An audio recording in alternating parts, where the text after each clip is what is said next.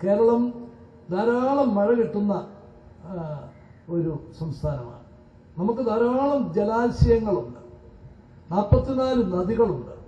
പക്ഷേ പലപ്പോഴും നമ്മൾ അതിരൂക്ഷമായ വരൾച്ചയെ നേരിടുകയാണ്.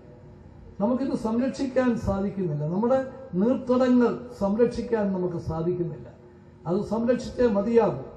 ആ ഒരു വലിയ സന്ദേശവുമായിട്ടാണ് പരിസ്ഥിതി കാലാവസ്ഥ വ്യതിയാന വകുപ്പ് ഇവിടെ ജനശാക്തീകരണത്തിലൂടെ ഉള്ള നീർത്തട സംരക്ഷണ പരിപാടിയുമായി മുമ്പോട്ട് വന്നിരിക്കുന്നത്. അതിന് ജനകീയ പങ്കാളിത്തത്തോടുകൂടി ഒരു വലിയ വിജയമായി തീരട്ടെ എന്ന് ഞാൻ ആശിക്കുക. നമ്മുടെ ക്ഷേത്രങ്ങളോട് അനുബന്ധിച്ചുള്ള കാവുകളും കുളങ്ങളും സംരക്ഷിക്കുന്ന പദ്ധതി, അതിന് തുടക്കമെന്ന നിലയിൽ 5 കോടി രൂപ അത് നീക്കിവെക്കുകയും അത് ആ വർക്കുകൾ ഏറ്റെടുക്കാൻ ദേവസ്വം ബോർഡിനെ ചുമതലപ്പെടുത്തുകയും ചെയ്തു. അതുപോലെ നമ്മുടെ നാട്ടുമ്പുറങ്ങളിൽ ധാരാളം ജലാശയങ്ങൾ, പാറമടകളിൽ എത്രയോ ലക്ഷം ലിറ്റർ വെള്ളം കെട്ടിക്കിടക്കുന്നു പല സ്ഥലങ്ങളിലും.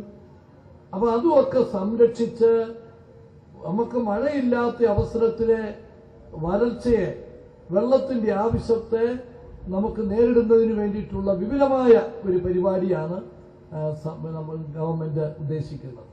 ഗവൺമെന്റ് പണം മുടക്കി ഇതുപോലുള്ള നീർത്തടങ്ങൾ സംരക്ഷിക്കുന്ന വിപുലമായ പരിപാടികൾ ആവിഷ്കരിച്ചിരിക്കുന്നു. അതിനെയും കൂടുതലായിട്ട് ആവിഷ്കരിക്കാൻ ആഗ്രഹിക്കുക. പക്ഷേ ഇത് സംരക്ഷിക്കേണ്ട ഉത്തരവാദിത്വം ജനങ്ങൾ ഏറ്റെടുക്കും.